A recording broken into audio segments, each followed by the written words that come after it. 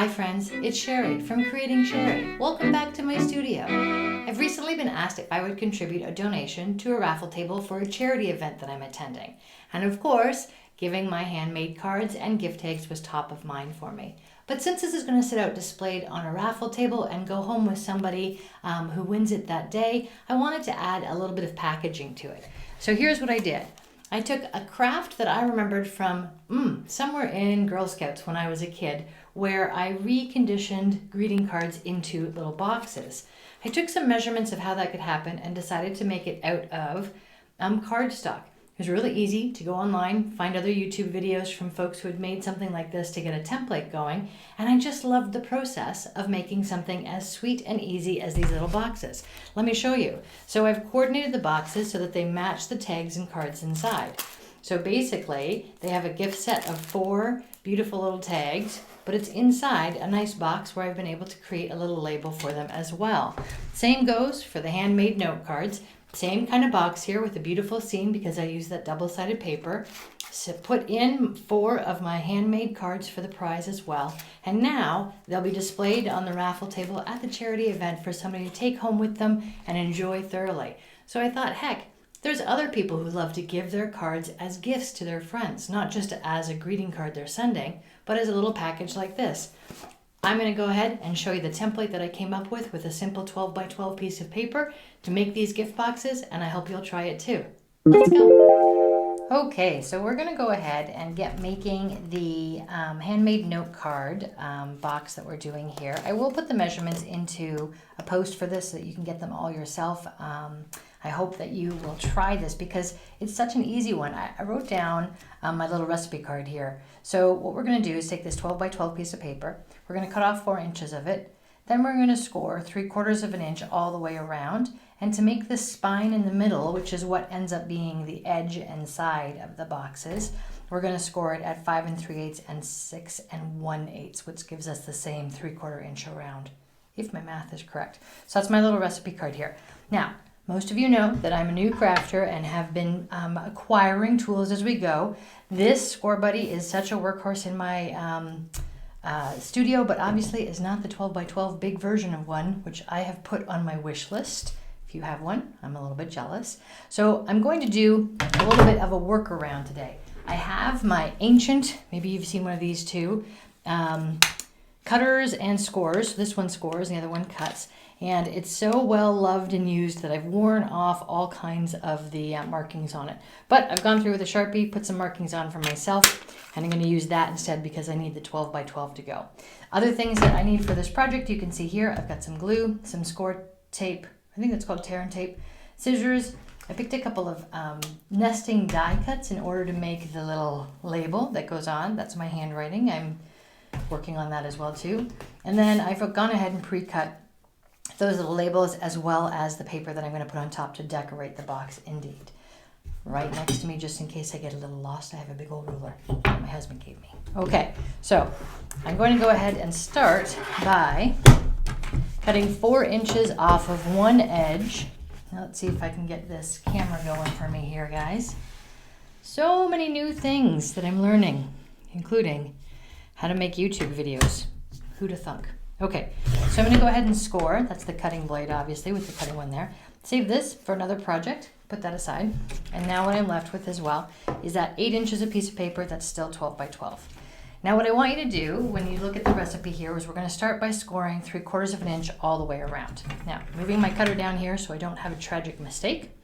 Also, never actually scored the 3/4 inch mark on here like this, because usually what I do is use these guides and I measure out here, but we're going to go ahead and try. So there's 3/4 inches right there using that guide. And put this one down. Wish me luck, friends.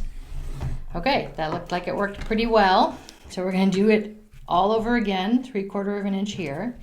Now the reason I'm making the box this size is that does not feel like 3/4 of an inch. That feels like, right, okay, this. I was looking at the centimeters. I need to look down here. So 3/4 of an inch. I just love that on my Score Buddy, the measurements are so clear. So back to my recipe card here, 5 3/8. That's right here.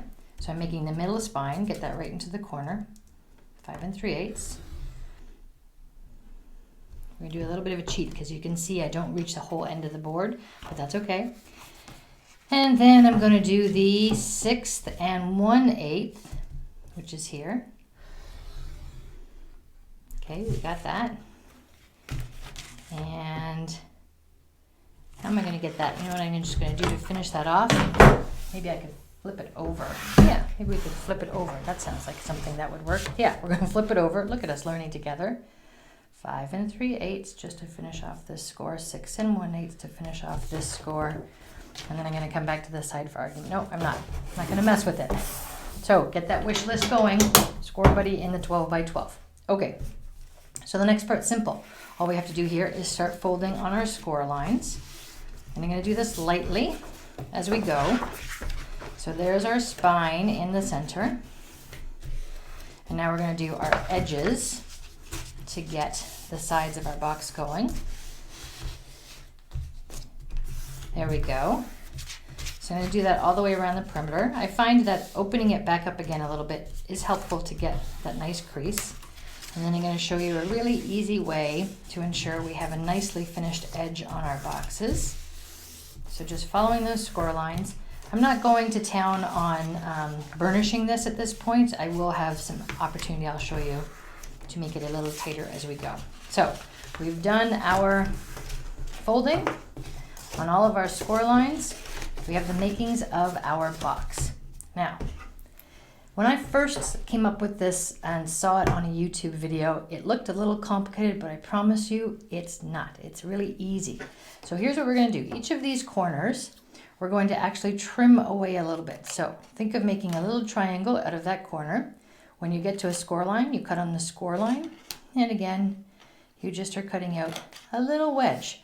What you're doing here is creating the tab that will go inside and hide completely behind the edge of the box. You do not have to do this step, but it just makes the box work so much nicer.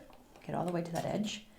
So on the middle of spine one here, we're going to do the same thing. We're just going to cut out a thin little wedge. Okay, you can see it's just cut straight there. All I'm doing is going to the corner point and cutting out these thin little wedges. So we're going to do that all the way around. So cut the score line, cut out the wedge piece, and when you get to an edge, all you're doing is cutting out the little wedge. Okay, flip her around. Same thing on this side. Cut our little wedge, cut along the score line, make your little wedge piece, and away we go. Guess what? We're going to do it another time here. 2 little cuts, make it a little wedge. So now these tabs, I mean, they're not exactly triangles, but they're coming out sort of in that type of shape. So nice little cut, little bitty wedge, and a little wedge. So now we've got all these little extra wedges here that can go away. And we've got the box ready to assemble.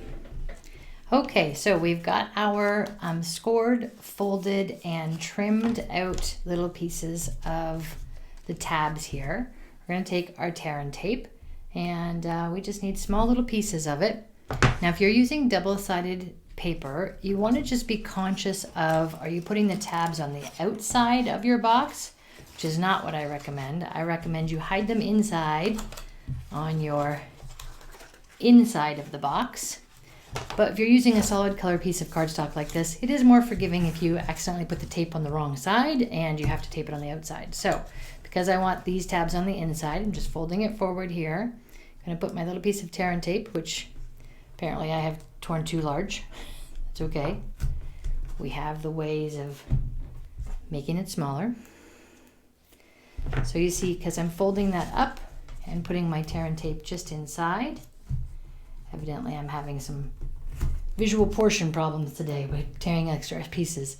So those are going to go inside and stick to there. So let's just go around and get the rest of our little pieces of tape folded on the inside. All right. So do you give cards as gifts? Because I have found that to be one of the nicest ways for me to practice my artwork and make something beautiful. but I only have so many friends that I mail to. So giving each of those friends little packages of gift cards that they can send, to me, feels like a beautiful gift for them to enjoy, and also to pass on the enjoyment of that little piece of art that we're making.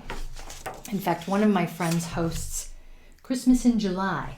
So I always give my girlfriends as my Secret Santa gift, I always give them a little package of Christmas cards at Christmas in July so that they can send them come Christmas time. All right, so we're going to go ahead and take our backing off of our tape. I can hear my mother's voice in my head saying, you should use a tool, not your nails for that, which one day when I'm really good at videotaping, designing, creating, and all of that stuff, I will remember all of the things, Mom. I promise. Anybody else's mom live in their head and have a little advice for us as we go? It's great. Okay, so now I'm going to go ahead and stick my box together by holding up the edge and just putting that nice little tab right inside, and away we go. So right to the edge. Hopefully you can see this nicely on the camera. Just folding that guy back there. And we're just taping the edges together. And by this point, we now have, let me get that a little better crease all the way back. And now we have a beautiful little box to decorate. Yay!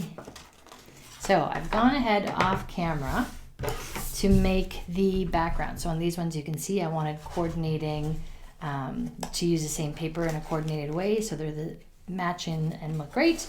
Inside the note card ones, I didn't use this paper per se, but on the back flap of the envelopes you'll see the paper there again. So it becomes a thematic gift that we're able to do.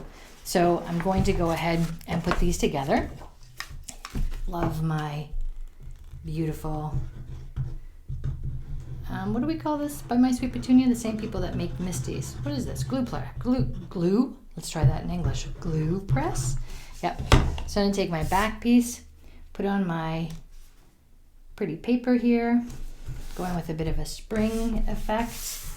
I've got my tiny little nested die cuts, and I'm going to hand write on that. So I'm going to write, this one is handmade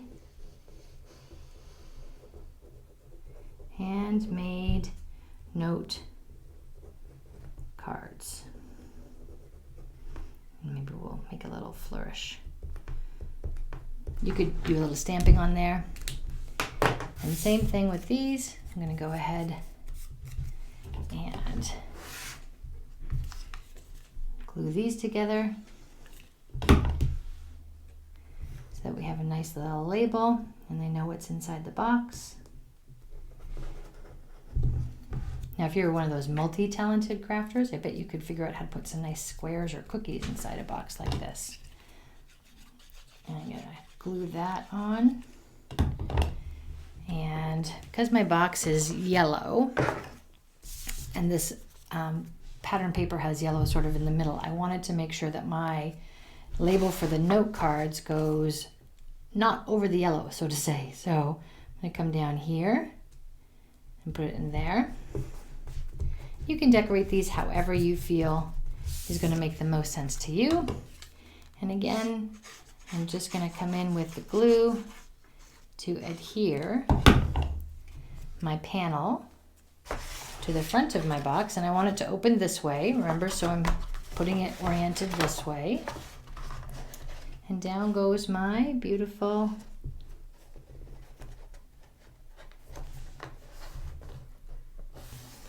there we go.